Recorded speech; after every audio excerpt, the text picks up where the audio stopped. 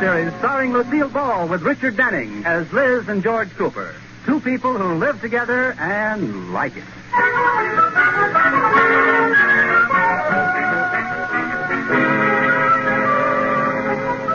As we look in on the Coopers tonight, George hasn't returned home from work, and Liz is in the kitchen talking to Katie, the maid. Do you know what day this is, Katie? Yes, Mrs. Cooper, it's Friday. Yes, but it's also April Fool's Day, and I just thought I'd warn you that I put an exploding cigarette in that package in the living room. Well, why warn me? Do you think I snip cigarettes out of your living room? Oh, why, no, Katie, but I noticed that you're smoking, and I just didn't want I to... might not make much here, Mrs. Cooper, but I can still buy my own cigarettes. I don't stoop to petty things like stealing them. I'm sorry, Katie. It's just that you have a cigarette in your mouth, and I wanted to be sure you didn't get the exploding one. I accept your apology.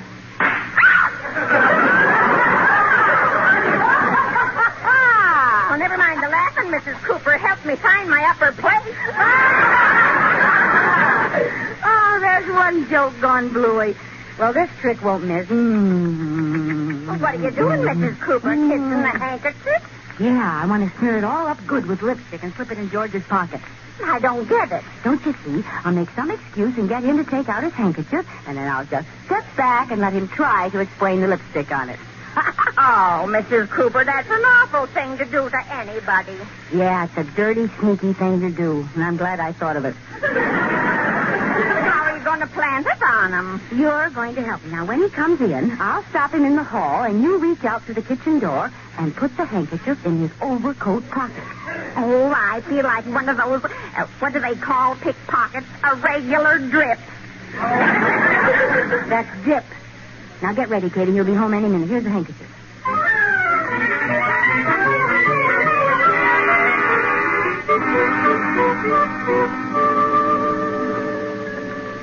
Here you are, Mr. Anderson. A chocolate malt. Oh, hi, Mr. Cooper. Hello, Felix. How's the drugstore business tonight? Oh, business is fine, Mr. Cooper. Everybody's sick. What can I do for you? Well, I want to play an April Fool joke on my wife, and I was wondering if you sell any of those novelty gags? Like a glass of dribbles, or itching powder, or candy with soap in it? Yeah, that's it. Yeah. We don't have any. Oh, that's too bad. Hey, why don't you try Miller's? They got some swell-loaded cigars. Well, that'd be fine, Felix, but Liz gave up cigars for Lent. Oh. Well, you might try the trick I played on my fiancée, Imogene. We're engaged. I gathered that. Yeah.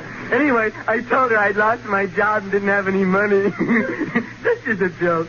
Did she fall for it? Yeah, I think so. She gave me my ring back. Hey, you know, that's a good idea, Felix. I'll tell Liz I lost my job at the bank. Yeah. Do you think she'll give you your ring back? No, that's too much to hope for. But it'll be a lot of fun.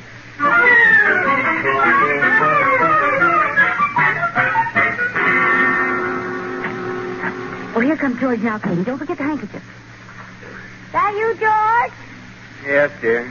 It's me. I'm home. Well, George, what's the matter? You look sick. Are you ill? No, Liz. You got hit by a car. No, honey. You were robbed. No, darling. You've been poisoned? No, Well, don't just stand there like a lump of putty. Tell me what happened. Liz, I lost my job. Oh, is that all? Is that all? Oh, George, what's a job as long as it isn't your health? If you'd broken your leg or something, it would be... You lost your job! Oh, why couldn't you just have broken your leg? How did it happen? They fired me, Liz. I foreclosed my last widow. They're already scraping my name off the door. I can't believe it. Yes, when I left, it was already down to George Coop. But, George, you've been with the bank 10 years. I know. Everybody felt terrible about it. There wasn't a dry eye in the place. Well, I should hope not. It even caused a run on the bank. It did? Yes, they were all crying so hard people thought the bank had failed. Well, why, George? Why did they fire you? Well, the bank examiner discovered I'd done something wrong. George, you don't mean that you... Yes, Liz, I put new points in the bank pin.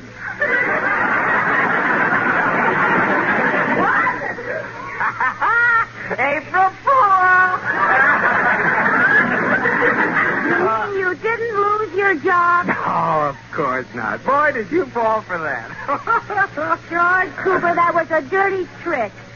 But you're not mad, are you, Liz? I sort of half expected you to play an April Fool's trick on me. Me? I wouldn't stoop to such a low trick. Mrs. Cooper, can I see you a minute? I'll be right there, Katie. George, give me your handkerchief a minute, will you? Well, wait till I take my overcoat off. No, don't take your coat off yet. Well, why not? It's warm in here. Oh, well, then why don't you take out your handkerchief and mop your brow? Liz, do you feel well? I feel fine. Matter of fact, I feel like playing a game. What game? Drop the handkerchief. I think you've blown your top, Liz. George, kiss me. Yeah, do you mind if I take my coat off first? No, kiss me right now. Liz, if you're driving at something, I want to know.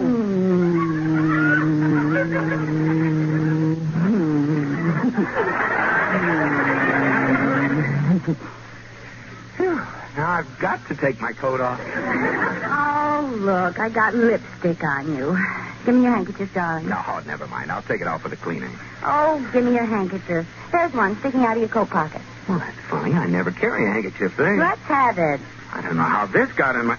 Oh, that's not a handkerchief. Let me see it. It's not a handkerchief. What is it? My shirt tail. I have a hole in my pocket.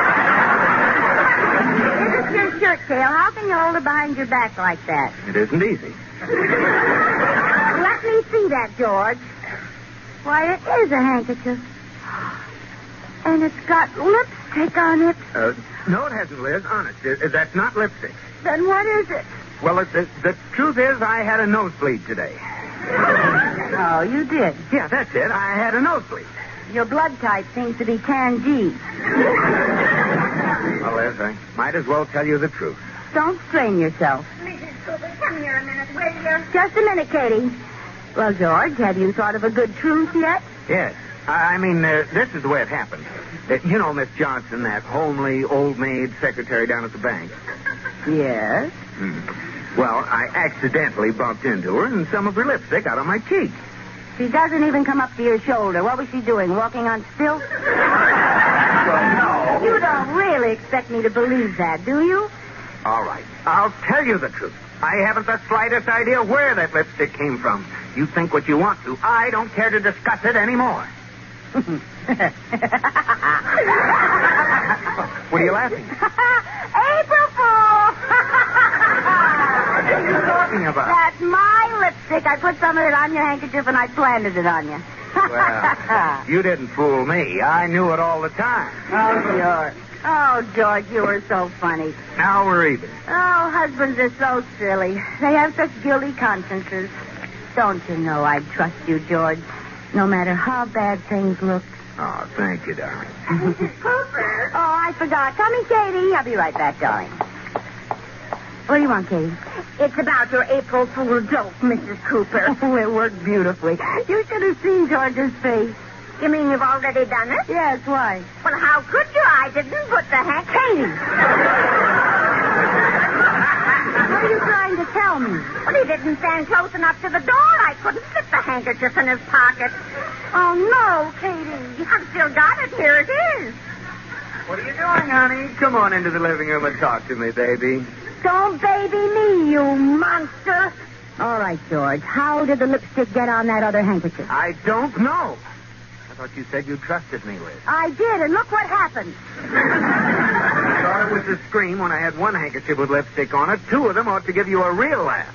You should be ashamed of yourself, George Cooper. Look, Liz, I've been framed. Outside of this house, I don't know what a kiss is. Scientists don't know what electricity is either, but they know how to use it. Stop it. I thought you were the one who wasn't jealous. I'm not. I merely have a healthy curiosity. Well, for the last time, I don't know where that lipstick came from. Ha! Look, Liz, I'm getting fed up. Do you believe me or not? All right, George. All right. I believe you. And that's the last time we'll hear of it. Yes, George. Good. Now, let's go to bed. All right. George? What?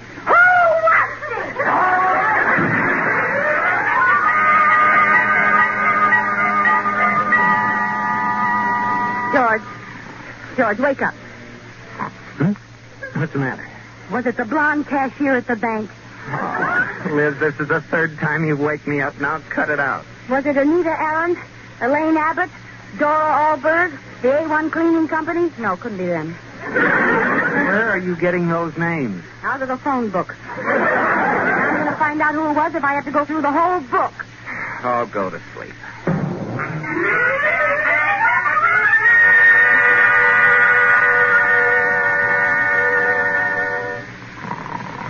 All right, Cooper, start talking. What are you doing? Don't shine that bright light in my face. This is the third degree. Now start talking. Who was it? Now stop it, Liz. You've been pestering me all night. Now, will you please let me get some sleep? Well, all right, George. I won't ask you any more tonight. Thank you. Good night. Oh, no, that isn't the alarm, is it? Yes, and now that it's morning, George, who was it?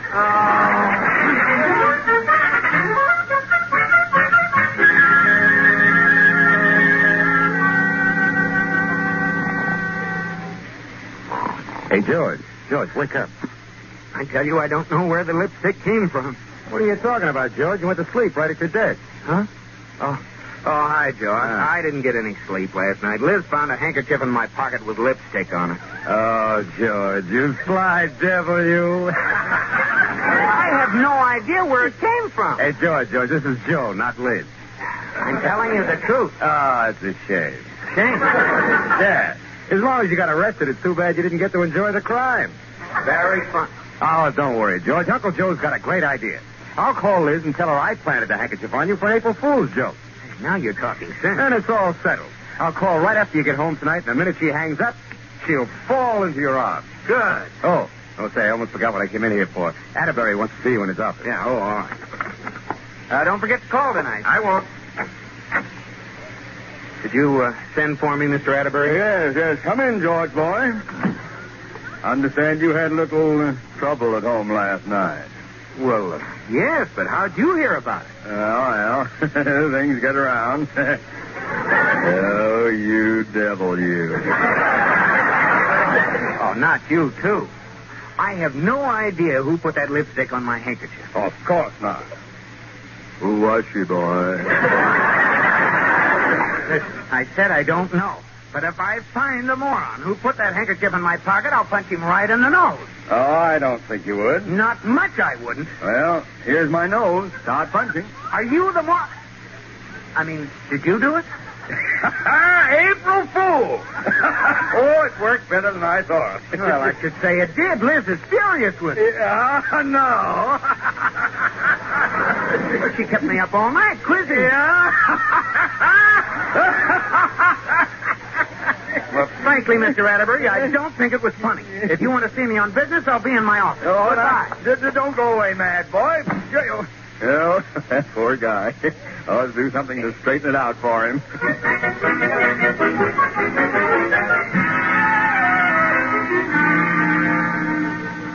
Mrs. Cooper, you can't stay out here in the kitchen all night. I'm very happy reading this book. I don't care to sit in the same room with you-know-who until he explains how that you-know-what got into his you-know-where. You mean you're going to stay here until what's-his-name explains about whatchamacallit? Yes. And don't worry about me. I'm not the least bit upset. And I'm enjoying this book. Do you always hold the book upside down when you read it? What? Oh, well, I wish I did know where that hanky came from. I'll get it. Hello. Hello, Liz. This is Joe Ridgely. Oh, hello, Joe. Do you want to speak to George? Hey, well, gosh, I don't know if I dare. I hope I haven't caused him any trouble. What do you mean? Well, yesterday was April Fool's, and I put a handkerchief in his pocket with a lot of lipstick on it. You did? Yeah. And then I forgot to go ahead with the trick, and he went home before I remembered. You weren't mad, were you? Me? Mad? Oh, Joe. Well, Oh, some women would have blown their tops. Joe, what kind of a wife do you think I am? I did see it, and George said he didn't know where it came from, and that was the end of it. Yeah? Sure. Well, I just thought I'd call in case anything went wrong. Well, thanks for calling, Joe. George, Yes, Liz. that was Joe Ridgely on the phone. Oh, now do you believe I didn't know where that handkerchief came from? How did you know what he told me? I was listening to your end of the conversation, and I put 2 and 2 together. Oh. Well, George, I'm sorry. Oh, that's all right, Liz. I understand. I guess I was just a mean, jealous, nagging wife. Yes, you were. Well, you don't have to agree with me. Oh, now, honey, now, don't start crying. Do you forgive me? Well, I guess so. Kiss me, George. I promise never to be jealous again. Scout's honor. Honey, you just don't appreciate me. I'm as trustworthy and loyal as an old dog. George. What? Let me sit on your lap, dog. Oh, darn it, I'll get it. Hello? Hello, is that you, Liz, girl? Oh, hello, Mr. Atterbury. How are you? Fine, girl, fine. But I have some explaining to do to you. To me? Yes. Yes, about a little April Fool joke I played on George. Oh, you too. I just heard about another one that was played on him. What did you do? I slipped a handkerchief with lipstick on it in George's pocket.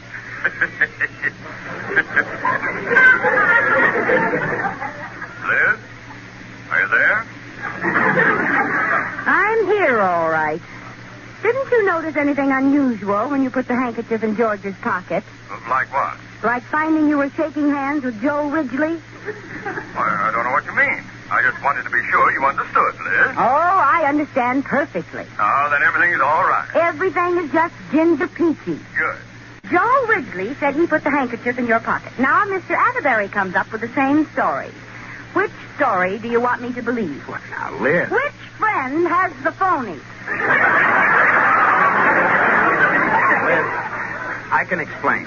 Mr. Atterbury was telling the truth, and Joe was just doing me a favor. Being jealous again. You're darn right I am. Well, what about that Scout's honor? Shake hands with the next brownie. Liz, I told you the truth. If you don't believe me, I'll treat you like the child that you are and put you over my knee. You wouldn't dare. Oh, what the? Come on, Put over me my down. knee. I won't let you.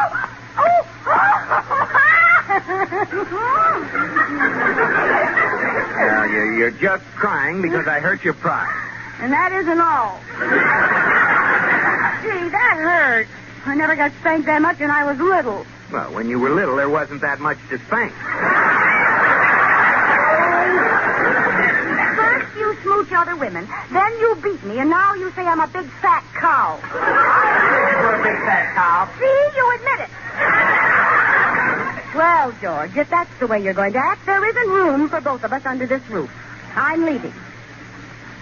George, I said I'm leaving. Goodbye. Now, don't you try and stop me. Who's stopping you? I'm going to leave right now. Well, I'm leaving. Okay. I really am leaving. Goodbye. For the last time, I'm leaving. I said goodbye. Goodbye. Next time, I'm going out the door. Go ahead. Oh, you heartless beast. Just for that, I'm leaving. Goodbye.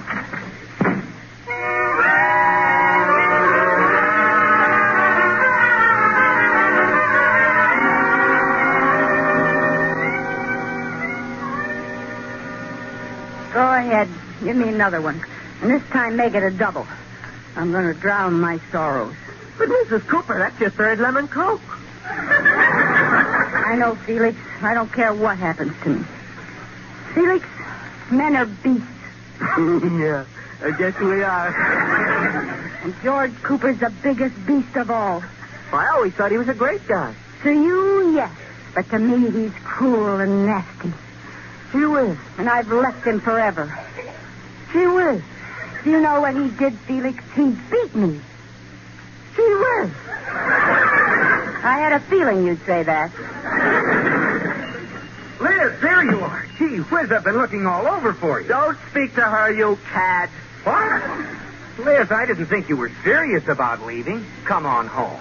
Felix, will you tell Mr. Cooper I'm not speaking to him? She's not speaking to you. Oh, look, Liz. Through me, please. Well, tell her I apologize, and I'd like her to come home with me. He apologizes and he'd like you to come home with him. I'm not going home to a wife beater. She's not going home to a wife beater. Oh, for heaven's sake. So, for heaven's sake. Tell Mr. Cooper he's wasting his time. You're wasting your time. I am not.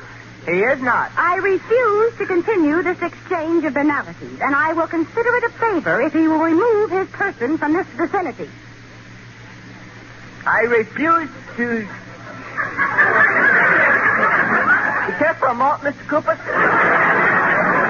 Now, Liz, cut out this nonsense. Now, Liz, cut out this nonsense. You keep out of this, Felix. You keep out of this, Felix. Oh. Tell Mr. Cooper that I... Why, George Cooper, how are you? Hello, Charlie. Say, I'm glad I ran into you. I've got your overcoat. What? Yeah. I picked it up by mistake at lunch yesterday. You must have mine. Here's yours. Oh, thanks. Let me see that.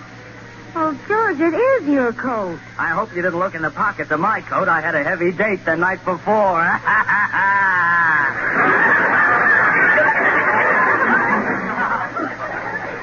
George, if this is true, what about those other stories, Mr. Atterbury's and Ridgely? Oh, they were just friends trying to help me out.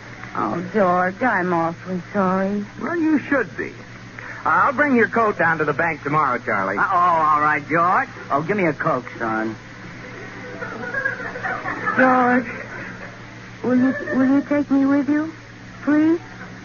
Well, all right. Oh, thanks, George. You're so wonderful.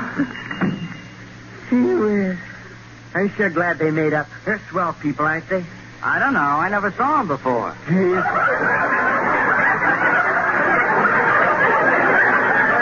had his coat. Search me. He stopped me on the street outside, handed me the coat, gave me $10 to come in and say that.